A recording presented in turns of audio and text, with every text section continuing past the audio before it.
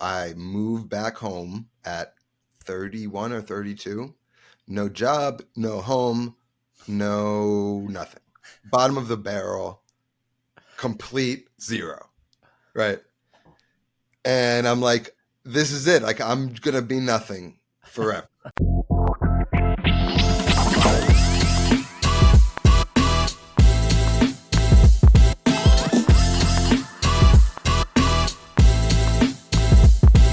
Every successful person got there by going through tough times. Success is a hard-ass teacher who likes to knock you around along that journey.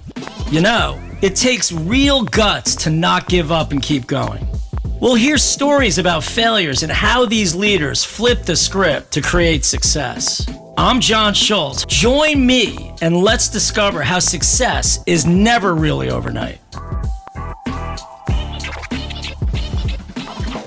So for all you foodies out there, you know, I've had a couple top chefs. You know, everyone loved those episodes. But now we have a new concept that has grown dramatically. And his name is Stephen Cusato. He's founder and creator of Not Another Cooking Show. I'm very excited for this one. He's a YouTube influencer. He's everything that actually I'm trying to be with my podcast. But I guess I'm on my own myth of overnight success with this podcast. But welcome to the show, and I'm so happy you're here. Thank you. Yeah, it's not COVID anymore. It takes a little longer to grow these days. It sure does. But I think anything good takes time, and the reason why we stick to it is because we love it. And when people hear this story, you know, as much as you had other things going on, it all came back to, I think, your first love, which is food and cooking and all the fun things about that. And so many people in the world, you know, obviously are watching you. So with this show, you know, we start way back. So why don't you tell me a little bit about your childhood growing up?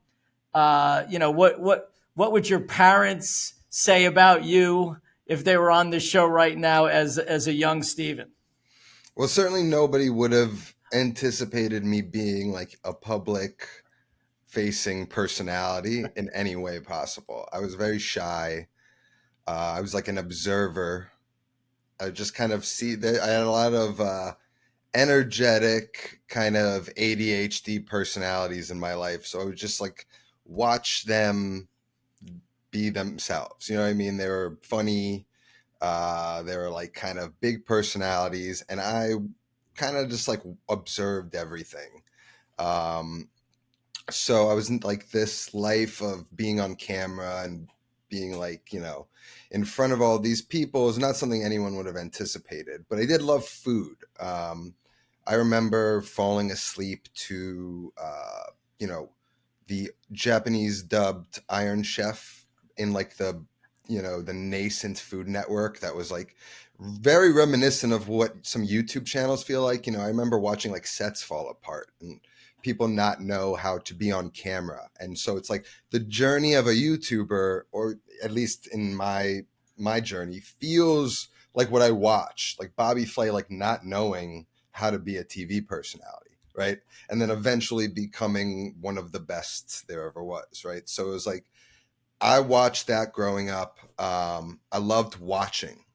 Like I said, I observed a lot. So when we go out to a diner, I would really push for sitting at the booth, and I would just like oogle, like watching the short order cooks do their thing.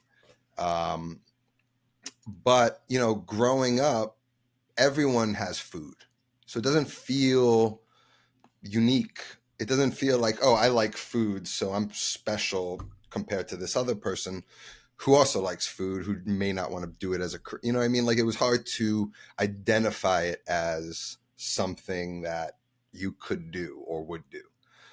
When I was a kid, I was more into like, I wanted to be Steven Spielberg, which is funny because in a way I ended up becoming a director of sorts, but it was more like making a movie, you know, growing up with like Jurassic Park and all of these amazing things growing up. You know, it's like the idea of a creator, like that's the early idea of a creator. Just we called it something different. It's So amazing. I was always interested in, like my favorite book was like How Things Are Made.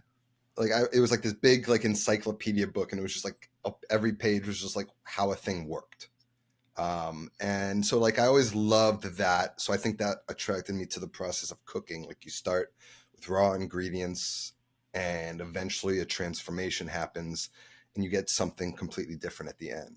My favorite class in school was home ec and technology class. Tech was like home was more like a workshop.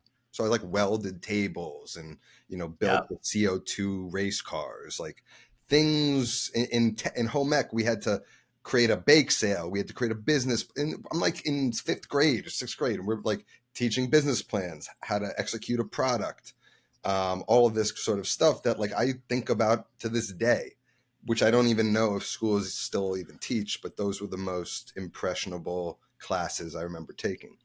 So I was always like, wanted to do something, you know what I mean? Like I wasn't, I was like dyslexic and ADD, so I didn't do well in school. The thing, like, was sitting in a class listening to a teacher who wouldn't let me go to the bathroom, just seemed like something was wrong here. You know what I mean? When I didn't get it, I was the guy who was the problem. You know what I mean? So it's totally. like I hated being in that sort of situation, which sort of leads you to kind of like want to do your own thing. Um, But you know what's so interesting about that?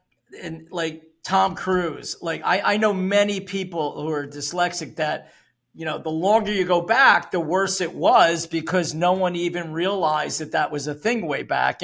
But I got to tell you one thing, because I know multiple people with dyslexia, the grit and the resilience that come from those people is a notch higher than others because like I think unless you have an experience that isn't going as well when you're younger and you have to come through it and figure it out and stand up for yourself, you never get that practice, right? And I never it's one. thought of it like that. Like it's like your first loss.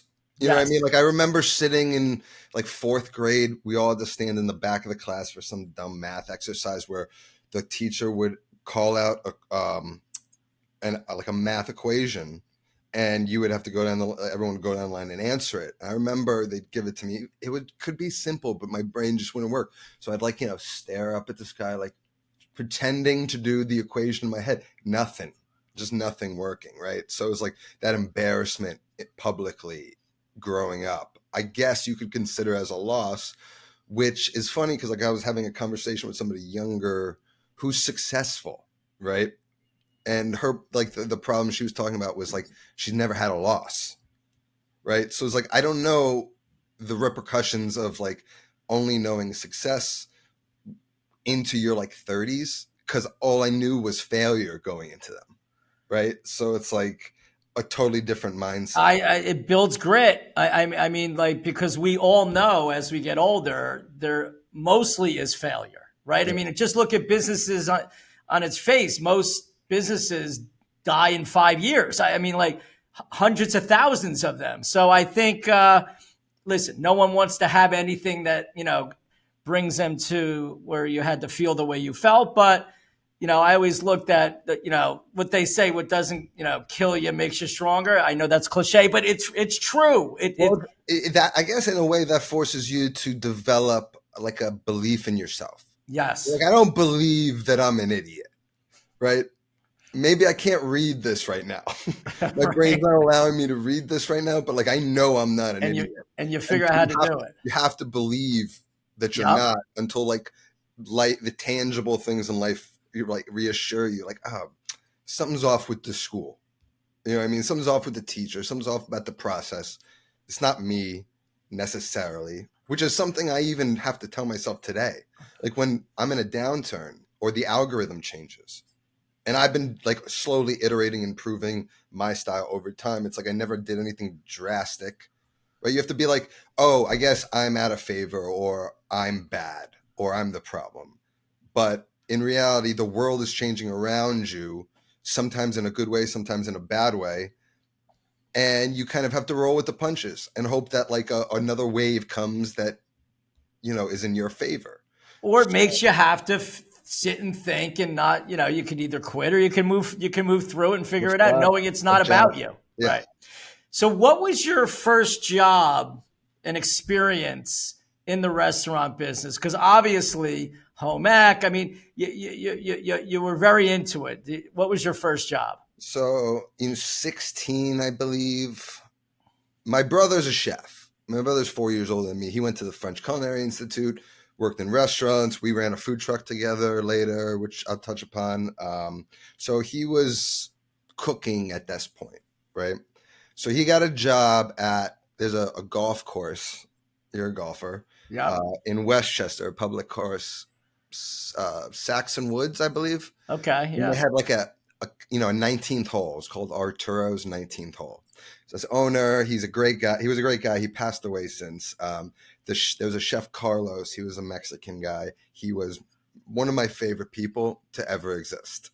He would like introduced me to like the fun culture of the restaurant world. He was funny, he was always cursing, but he cared. He would take time to teach me like, this is how you prepare the salad. This how you make the chicken tender. He was like, when I need help, I'm going to need you to jump in, because I was a dishwasher, right? So I was washing dishes, but I loved it. You know what I mean? It was like probably one of my favorite jobs, because it allowed all these other things. I got to touch the food. I was around golf, which I love. So they'd be like, "Hey, get the golf cart. We got to dispose of the oil." So you get the golf cart, you add the oil. So it was like, these little. It was like a fun work environment. I had my first, after a 4th of July party, I had my first ice cold Coors Light after a long day of work, and I remember the taste to this day. There's no beer, no craft beer, whatever, that tasted as good as the cold Coors after that day. And so I did that. And then, me and a bunch of friends, as we got older in high school, worked at like a Rye Golf Club, country club snack bar. And that was I was with my friends. We were idiots. They, sometimes the chef wouldn't be there. So it was like me and my friend having to like do a lunch rush, people waiting like 40 minutes for a grilled cheese, which was funny because I actually became a professional grilled cheese maker after that. And so, like my early jobs were in the food world. And then I watched my brother do it, and I was like, that. You know what I mean? I would pick him up at 11:30 from a job, drive home from the city. Then he'd never be at holiday. You know what I mean? Like there was just. Well, it's a lot of hours. It's service. It takes your whole life, and it gives you very little. You know what I mean? At least back then, they didn't treat them well. And my dad, conversely, worked in advertising for 30 years. I had seen him go through like, transitions where like everyone in the company got fired but him. And then he became like a legend in this new version of the company as like the elder who like survived, you know what I mean? Yeah. And so I was like, I'm a business guy, right? So I graduate Fairfield University Business School with a BS in marketing, and I go into advertising thinking that's what I'll do. Because I watched the glory days of advertising. I got to go to my dad's office when everyone had like Nerf guns and toys everywhere. You know what I mean? I was like, this is another fun. It's like the movie Big. You ever see the movie Big? Yeah, exactly. I mean, because way back then, that was more. Yeah. Wasn't all this digital and 3D modeling and That was my idea of advertising. So then I go in, and then you learn that in advertising they draw a line in the sand. You either sit as a creative, or you're just a business person. Yeah. And there is no version in which the two exist, right? So that then segments you. Oh, I'm not creative when you're placed in the business side. And so that was like when social media started to come, 2010, 2011. That's when it started to mature as a marketing tool. Yeah. And the agency that I was at was like living resting on the laurels of their success in the 90s, not evolving, you know what I mean, putting reels together of like stuff they made 20 years ago to sell new business. And so I was like, what are we doing? Like, there's a whole new world approaching. We should be into that. And that kind of gave me this like half-assed role, creating like digital experiences. Um, and they wouldn't give me a raise, and they didn't take it seriously. And so I was like, this is a dying business. And I started moonlighting, starting my grilled cheese truck. But you see, that's amazing. I mean, because you're so young, you saw the change in the world that, and it's like knowing your customer, right? Like Gen Z, millennial, even I'm Gen X. Like, if you don't embrace what's coming, you're dead, right? Like, if you just keep thinking everything's always going to be the same. And at a young age, that was incredible insight. But a lot of people don't act on it, right? They sort of sit where they are and they hope things will get better. And that was the birth of this food truck, right? Was it Food Freaks, or what Yeah, was it Food called? Freaks grilled cheese. And that's sort of the blessing in disguise of being mishandled or neglected or underappreciated. You know what I mean? Like, a lot of people get the golden handcuffs early, right? I watched I graduated a business school that like predominantly placed financial jobs, right? Yep. So everyone I knew when I was, getting dirty scrubbing a food truck was making six figures and had been making six figures for years, right? And so like they were like saving money, they were investing money, they were going on vacations, building families, doing all the things that like you want to be doing. But Yep. then 10 years later, they're like, maybe I'd make less money to do something I liked, right? So it was like I had to endure the pain of like being behind for so long until the point when it caught up, and then I'm actually enjoying what I'm doing and successful at it, right? So it was like that's the reward you get for sort of being, I mean, the thing that I am is a long-term thinker. I was always like, I don't care about tomorrow, I care about 10 years from now. Yep. So I was like, I'll sacrifice now for my 30s. And I didn't know what my 30s would be. It was just like, what's the Bruce Lee quote? Like, be like water.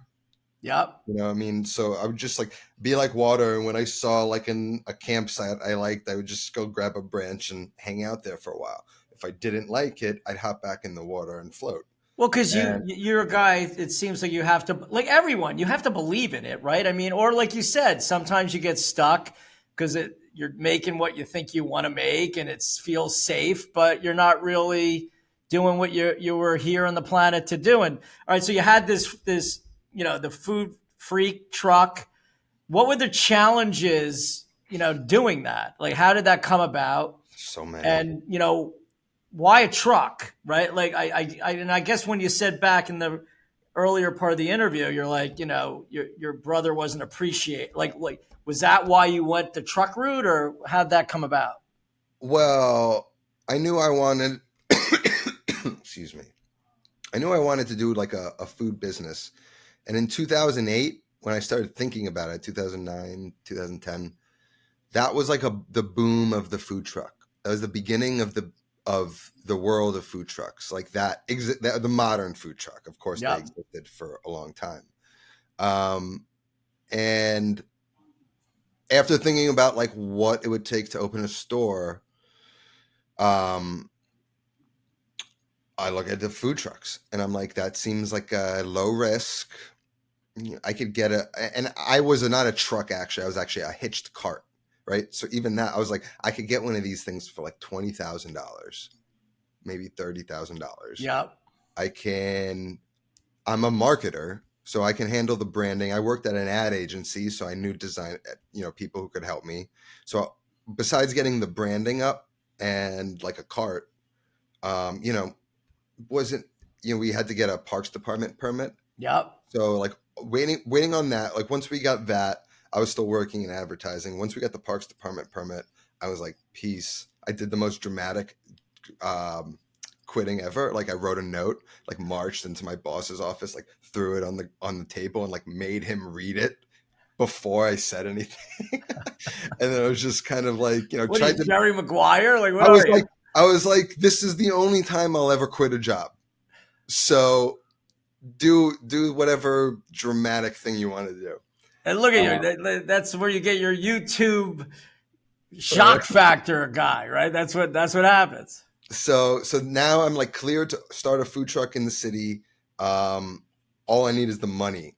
And my grandfather just passed away, so my mom got like half of the life insurance money. So she just gave it to me and my brother to buy, like basically open the doors. So we Oh got like wow, $50,000, open the door with $500 in the bank. good Which for if you. you're okay, but if you're a business owner, that's the number one, like that's the number one way to ensure you don't succeed, is to have no money in the bank the day you open.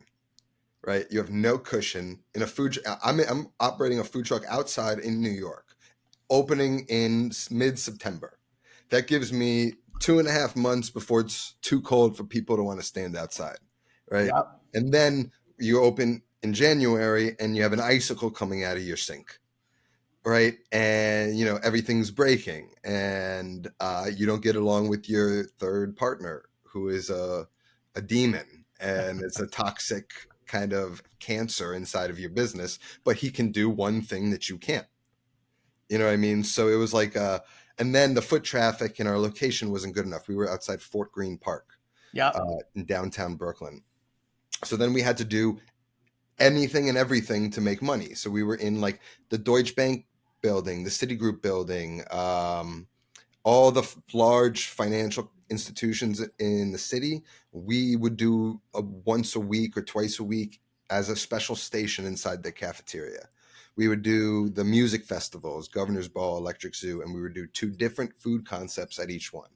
So we're talking like 20 to 30,000 people over 3 days with 2 food concepts. Like we would spend $30,000, make $30,000, all to just work for fucking 40 hours in 3 days. You know what I mean? And to kill yourself for nothing. You know what I mean? Because you're so much in debt to get to do these things. We rented refrigerator trucks. You know what I mean? Bought pallets of watermelon to make watermelon juice for them to just go bad. You know what I mean? Because it's like hot days and they're just cooking. You know what I mean? It was just Yep. like so many problems, but that's where I cut my teeth as a cook, right? A lot of the times my brother would be at the home base cooking the food for the next day. My other partner would be doing operations stuff. He was just like, driving around all the time. I don't know what he was doing really. And I would be on the truck alone. And that's where I learned how to, like, you have to make a sandwich, you have to cook the sandwich, you have to talk to the customer, you have to take their money, you have to entertain them, you have to ask them about themselves. I knew the guy in the corner had black mold in his house, and the guy over there was on vacation, right? Like we had fixtures of the neighborhood, you know what I mean? It was like, and then all people in front of you, you're happy and putting on a show for them, right? So I would have to do that alone a lot of the times. And a lot of times it wasn't like too busy to not be able to handle it, but like sometimes you get in the shits, Right. and that's where I started like to enjoy it, right? Is where you're in it just enough where it's not unmanageable, but it is more than you can manage, right? Well, you're Easily. breaking through. Yeah, it's breakthroughs. It feels Yeah. like you're breaking through.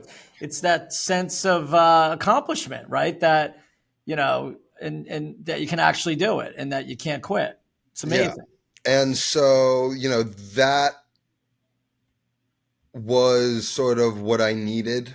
And that was like the thing I loved the most. Like when I think back on the food truck, what I loved about it was actually working on it. It was everything before and after that I hated.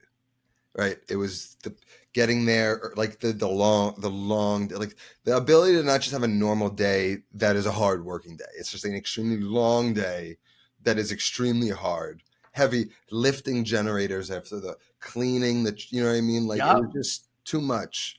And I had a falling out with my partner, not my brother. And so eventually I was just like, after 3 years, I was like, this is not where I see myself.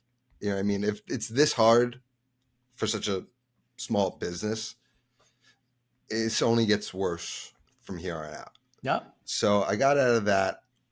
No one would hire me. No one would hire me. Tasty, BuzzFeed, Feed, all of these companies that make food Content. content, they would not hire me. No marketing company would hire me because I had everyone's scared now, right? If you hire somebody who's competent and can learn, but doesn't have the experience, that's riskier than the person who's less competent, knows one thing well, and is like a safer bet. They're going to go with that person, right? So I couldn't get a job. And then somebody at my old ad agency, they were managing a brand called Tribe Hummus, and they needed Facebook posts, right? So that she knew that I could do that, and I didn't have anything going on. So she was like, will you take staged photos of the hummus for social media? So I did that with my phone. I did like a crudité 4th of July thing, and they paid me like $250. And I was like, I guess I'm a photographer now. So then, and my dad was managing the Canon account. So my dad could get me access to a camera. So then I'd learn how to use a camera and ISO, shutter speed, all that stuff. And I'm a fairly competent food photographer at this point now. I have lighting equipment, like flash sinks, all this stuff. It was fun. But then video, the photos weren't making enough money. But then video becomes a thing. So I'm like, I can charge more for video. So then I become a videographer, and I realized like the eye translates, right? So if I can frame a photo well, I can likely do the same with a video shot.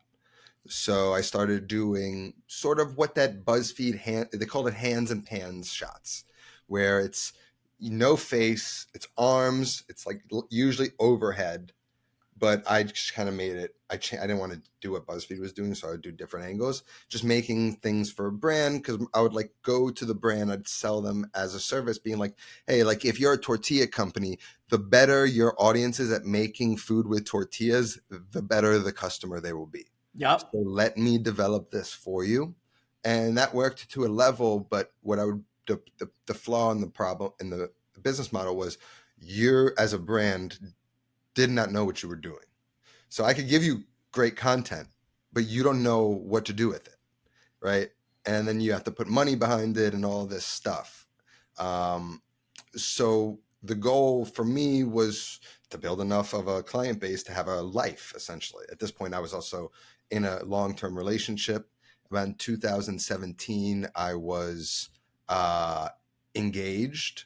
So like fall of 2017, I'm going into engaged, and I had just got a company called Riviera Foods. I think they own a few regional pasta brands like Ronzoni and different ones, same pasta, just in different boxes. And I was doing content for all of them. I was billing them like 10K a month. So I was like, holy shit, I'm getting married. I'm making money. Like, this is what making it is like. Right. And that's in September. And then in November, the company hired a new marketing executive. And I knew that was what that means. I'd been in the advertising business long enough to know new marketing people means new everything. And so I was like, shit.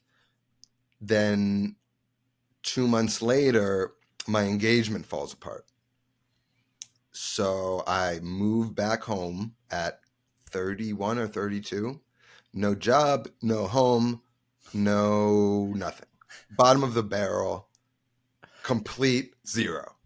Right. And I'm like, this is it. Like, I'm going to be nothing forever.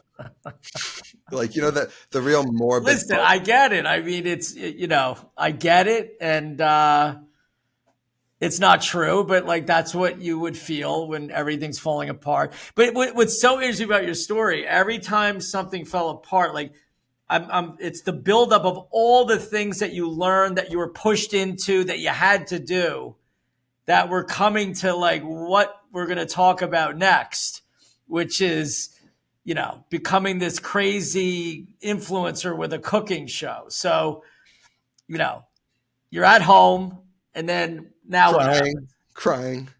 You're crying. And then, so like back when I started the food truck, like I did that largely under the influence of like Gary Vaynerchuk's first book. And I was in bed, and he had just come out with a second like the recap of it, like 10 years later, Yeah. of like people who did the advice and the dumb businesses they built that are like multi-million. Like truly, if you looked at it on paper, you'd be like, this is dumb. And I'm just sitting there reading these ridiculous success stories, and I'm like, what am I doing? Like, I'm literally built for this. Like my experience, I'm like in my mid 30s. I'm not young. I'm not an idiot. Like I have a point of view. I have the cooking experience. I have the production experience, And then and I have nothing to lose. and the marketing experience, like Yeah. all that time molded what I guess is this next act, right? Yep. It's like I always talk about how like people are just like these like puzzle pieces that have no image on them when they're born, right? And over time, like all of those pieces start to develop color, but they're still a fucking mess, right? And then life, the more time you spend in life, it's just adjusting these pieces, and then eventually everything just starts clicking in, and then Yeah. a big picture emerges, and you sort of get clarity on your life, who you are, what you are, where you're going, where you want to go. And Until you yeah, don't, right? Until you don't feel yeah, that every step of the way on the journey of the next thing, right? yeah. We never know. Until you start a new puzzle. But you got to at least like what you're doing enough to stay long enough, or learn enough and not be afraid to try different things. So, okay, you're home, you lost your fiance, you lost your job. And how does this not another cooking show thing? Like, we're in the shower? Like, how does that even appear? Well, it was like, all the names I've made for businesses like Food Freak, Not Another Cooking Show, they're just very like to me, and it's just like very much what it is, right? And so like Not Another Cooking Show was fun for me because it was a dual meaning. It Your first instinct is not another stupid cooking show. And then hopefully when you watch it, you're like, it's kind of not like another cooking show. It's like maybe a little bit different. And my whole thing was, as somebody who has like struggled to learn in ways that somebody else dictates, I was like, there's a world of people out there who do not know how to cook, who have no confidence cooking, but they either want to learn how to cook, or they're my age and they're having kids and they can't cook rice, right? Like there's a huge disconnect between people's wants and desires around food and their actual ability. Like Yep. all I saw were people who went from I don't cook to like reading a recipe, like adding their little twist to it, and then thinking they're Bobby Flay, or it's like some amazing chef. Like there's no work in between that was done to get you to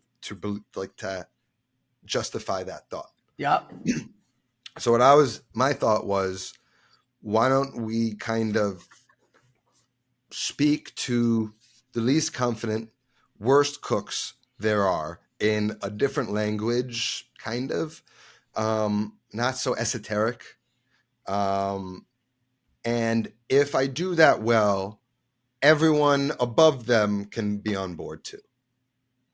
Right? Like instead of talking to people as if they assume to know things already, I assume no one knows anything as much as I can. And then, and so I literally was in bed. I was like, I'm going to go get 5 vegetables that are hard to cut. And then I'm going to go shoot them 5 different videos of each of those vegetables in like a little series. So I had 5 videos, and I posted the videos in 5 consecutive days, like Monday through Friday. And I got 100 subscribers. Posting on Facebook, joining communities, interacting, Reddit. I was like in the bowels of the internet. Yeah. You know what I mean? Just like doing the grunt work, which in the beginning, if you're not growing, consider like becoming a Redditor. You know what I mean? Like figure out where internet culture grows and insert yourself in that. I'm banned on Reddit. I'm IP banned, all my accounts are Reddit, because I had issues with, I was posting a lot of my stuff, but being an active participant, and the moderators didn't like that. So they're like, you can only post your own content if you have 250,000 subscribers. So I said, okay, I'll see you in 2 years. And I did it in 1 or like 1.5, but they banned me anyway. And that's let me interject here. So when did you notice, or like, what was the moment you saw, holy, this is working? Like, this is actually becoming successful.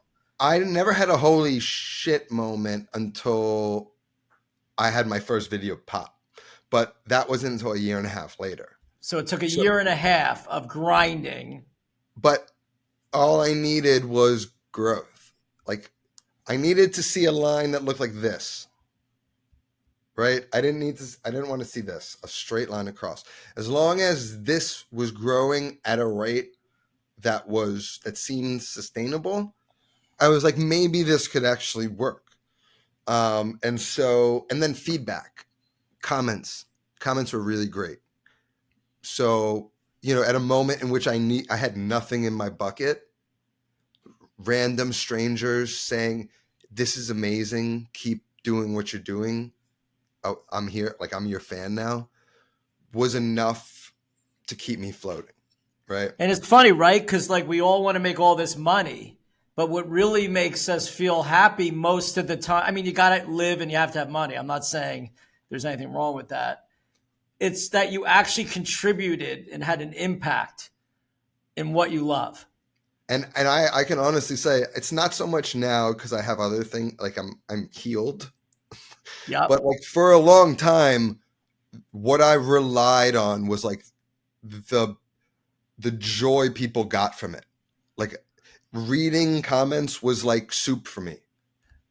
You know what I mean? Like I needed to know I'm doing good. You want to feel that, because listen, this is, when you're a public speaker, and even for me with this podcast, right? Like all I could know is I look at streams, how else do I measure that I'm having any impact? And as I've been doing this now for almost 18 months myself, obviously I'm not even close to the success that you've had.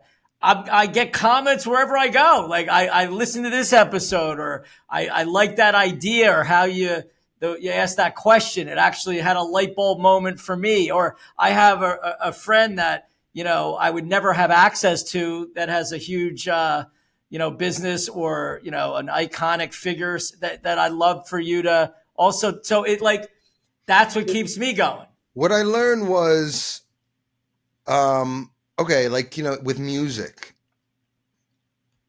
John Lennon, Imagine, right? People will try and cover that song, but I don't want to hear it. I just want to hear John sing it. Yes. Then there are other songs where like the original artist version is great, but I prefer the cover, right? And it's like you start to realize like a lot of people can say a lot of the same things in a lot of different ways, but you find as you build an audience, some people just want to hear it the way you say it. 100%. It's like Howard Stern. It's like any host of anything, right? You start out because you like who they have on, but then you start to really love the person asking the questions, or how they go about disseminating information for your brain, or the integrity, or just how they sound. I mean, it could be a multitude of things. So, and that's my next question. So, okay, the food thing's working. You found a niche. The audience is going to always be huge. Everyone, I say real estate. I'm in real estate. We live, eat, play, vacation in it. Food. we eat 3 times, 6 times a day, depending on what your dietary needs are. So it's always And around you. I even travel. Like food is like the reason I travel, really. Right, exactly. Right. You So, know. so, but how do you balance the content creation entertainment thing with the food thing to make it educational? Right. Because, and what has your experience been? I mean, that's obviously why you have X amount of followers now, right? Because they must be getting all of that. But how do you, in your brain, go about thinking through that? And Well, what one, advice would you give, like to the like aspiring chefs or content creators today, knowing like we could talk about this too, like it's all changing, right? How this is working, as when you were on the YouTube at the beginning, it's different than what it is today. well, I think we got to separate those two. So, like with food, what I ended up doing was I cook everything, but like my specialty is Italian food pasta. Okay. And so when I started the channel, I'd been cooking for, years and years.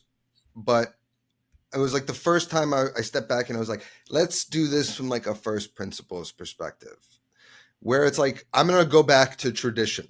I'm going to study tradition and I'm going to learn what and why people did what they did and see the result based on what my assumption is as like the biased cook I am of 10 years. Yep. Right. And so I would always go back and kind of like be like, why did I do it like that? The more I learned about tradition, the more I questioned why I did everything I did. And so I was like, I'll just become the student first as like a humbled chef, right? Like somebody who does not need to, I don't get off on people thinking I'm an amazing chef. I get off thinking I'm an amazing teacher, right? So it was like, how do I become as good of a chef, as thoughtful of a chef, and as good and thoughtful of a teacher as I can be? And I think I do too much of that. Like I don't give my personality enough. Like I'm so focused on the recipe that I forget to like pepper in fun bits sometimes. Right. Yeah. And I even struggle to do it today because I think it's boring. But like I don't know the balance. I'm still figuring out the balance of like, how do I be me while also being the great teacher I want to be? You Well, know what I I think mean? if you let go, it will happen. And I've watched some, like it's probably happening more than you think. It's just very hard for you to see it as yourself. But you Especially when got you an think audience everything. that's seeing it, right? So just by being you is eventually why they're going to Yeah. turn on to any show or podcast or anything that is entertainment or learning, right? Yeah. That's it. Yeah. But it's sort of just like, these trends come and go and you can hop on them if you want.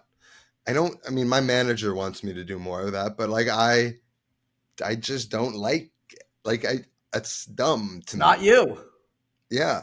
And, one of the things, I guess, to transition to like the business is if I just become whatever the algorithm wants and the algorithm perpetually changes and I'm just changing to become whatever it favors, then you lose who you are. And then one day the algorithm changes and you can't change with it. And then who are you? Right. So, and I also believe algorithms are currently not of satisfactory quality to be useful to a lot of people. Like, I think I was talking to somebody who was like, the compute power for an algorithm is too expensive for it to be good. Yeah. So it's like the reason why when you Google, pools, when you YouTube video, like you're interested in buying a pool for your backyard, you YouTube a pool and then you go and click out. The reason every video you see is pool content is because of how bad the algorithm is. Right. It has a short memory. To compute your entire search history And then to serve you content based on that is too expensive. So they take the last 5 videos or whatever you watched, Yeah, and which it's going to are be cool interesting to see videos. how AI changes all this too, Right. because like when you look at what's going on with data centers and compute and the amount of money, and we're hearing it on CNBC every day and other news programs that, no one even realizes like, how am I even going to get return on this? It's like when telecom came Yeah. in Cisco, right? The router, like no one thought, oh my God, we're spending too much money, but it's coming. So Yeah. I agree with you. And So that's why I think it's even more important to not sacrifice who you are, well, right? I Like, don't think it's ever. I don't. I think that's always like the number one thing in but your the life. problem is it's alluring to do so. I know. I A know. lot of people, especially in COVID, right? Like I know a lot of people who are like not doing as well as they did in COVID because it was so easy to get an audience then, right? And it was Well, it's even how like you're naming your video. Like I totally get it, and it's like, what are people clicking on? And we're getting more desensitized to stuff as time goes on. That so you push harder and harder into yes, like the train wreck of content, yeah. and then whatever crashes the biggest gets the most views. And it's like I just think over time algorithms become more sophisticated to cater to what you want, so that as a content creator, you building this foundation of authenticity will come back to reward you. Like I feel like we've entered a stage where inauthenticity kind of reigned because it was a spectacle. So like it started off authenticity wins. People grew and realized to grow more, they kind of have to lie, right? And then they become inauthentic to become a spectacle. And I think it just kind of It reverts. doesn't last. Yeah. Not I just no business does, right? Forget just content creators. Like people can see through it, and eventually it's over. But no, okay. But here you are today. Millions of followers. Brands look at you as a vehicle with your audience. I mean, how cool is that? You have just to be trusted. I know there's a lot of bots out there, but like, obviously, you know, you have an amazing audience that you built. Uh, if there was something that you could do now differently moving forward, I know you said authentic. Like what is the next step for you? It's that's a tough question because I have a lot of ideas. There's a lot of business plans written, but like to do them is like what's interesting is when you're at a place like this, like the order in which you decide to do things becomes very important, right? It's like what can I afford to take my time away from the things that matter to build something that may not work or matter. Yup. So, That's you know, very insightful. so like, there's a lot of opportunities, there's a lot of things to do. Um, and I don't think I'm particular.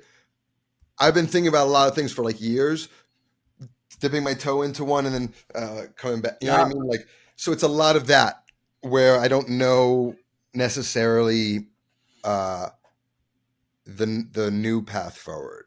I'm 6.5 years in, so it's like eventually you have to figure out the evolution of things. And so like I have a bunch of ideas. I just don't know which one is the juiciest, which one I feel the best about. You know what I mean? So it's a lot of kind of just thinking about that, figuring out how to do And you know that. what? It'll come. Like you'll know it when it comes. And the thing though is to never stop learning, right? Never stop trying. Again, you have a core business, but you're always, we have 24 hours in a day, so we can do lots of things. This was actually a down year for content in general. So I viewed it as like a systemizing year. Like I brought on an editor finally. So Nice. I've been spending time working on getting him on board, figuring out the new production schedule, the new system that is more structured. I'm responsible to somebody else now. It means I have to keep shooting I have to have videos ready to go. But it also gives me free time. Like I spent an hour editing a video he delivered me this morning before this. It's done now. That's for next week. Good for you. Right? That's how you And grow. so, I mean, at and the so end of the now, day. so those types of systemizing now allows me to think more and maybe actually execute on a new idea. So like it was a lot of getting to the point where I'm not a slave to the videos anymore. Got it. Good for you. So not another cooking show. YouTube. I mean, is it also on different channels? Like, where do I'm people on find you? Facebook, YouTube, Instagram, TikTok, and notanothercookingshow.tv. Do you ever do any live events? Like, come on, Jersey Shore, a little live event thing I going? do a pop-up in the city. It's not regularly scheduled, but I may do 3 a year at the Stand Comedy Club called Sunday Supper. And do you have it? Is that information on your website or? It happens so rarely that we just kind of announce it Okay, a week or good. two before the Good. event. Terrific. It's basically a 100-person dinner party that we try and create the vibe of like you're entering grandma's house at 3:30 in the afternoon on a Sunday to get like my version of like a coursed out grandma's Sunday supper. Wow. And so Well, it's I super hope fun. There's like comedians running around, and it's filmed. I make like a reality show out of it on my channel, and I'm going to have to attend that next one. you absolutely will. You and AJ got to come. I can't wait. I want to thank you so much for this. It's so inspiring. You're very thoughtful, and I just see many more great things for you. I know the audience that I have will love this, and this is what being an entrepreneur is all about. So thank you. Thank you so much for having me. I love the conversation. You got it. Hi, John Schultz here. Thank you so much for tuning into this week's episode. Would really appreciate it if you would like, comment, subscribe, and share with your friends. Looking forward to being with you soon.